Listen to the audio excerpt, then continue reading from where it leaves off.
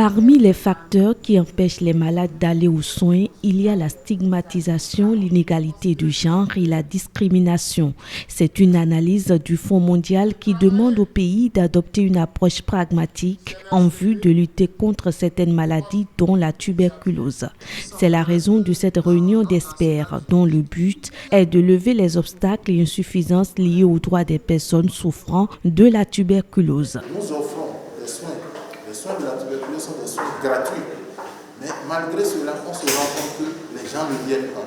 On se rend compte que les gens viennent, ils n'arrivent pas à suivre toutes nos recommandations pour en guérir. Et par conséquent, on se rend compte que les mentalités également dans la population par rapport à cette maladie sont encore difficiles. Et il nous faut donc revoir ces points sur lesquels notre stratégie de lutte a un peu de difficulté pour pouvoir les années à venir les recentraliser et mieux aborder les barrières, notamment les problèmes de stigmatisation. Pour diagnostiquer ces cas manquants de malades, le CRG va servir d'outil de recensement en permettant d'actualiser les données liées aux facteurs clés identifiés.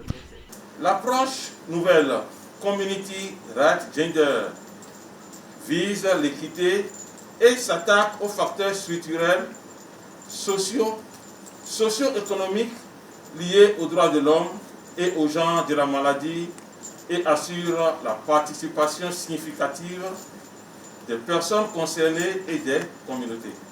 Aujourd'hui, les données sont déjà collectées par rapport aux différents domaines d'évaluation, dont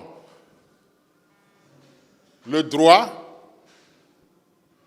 dont le genre, dont la stigmatisation, donc les populations clés vulnérables, parce que fondamentalement, c'est elles qui constituent les cas manquants qui ne viennent pas aux soins afin que nous soyons au rendez-vous.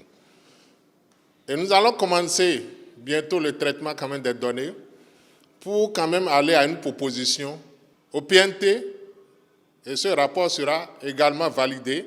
Le Bénin veut conjuguer au passé l'endémie de la tuberculose pour le bien-être de sa population et pour être au rendez-vous de 2030 pour ce qui concerne les ODD 3 en matière de la santé.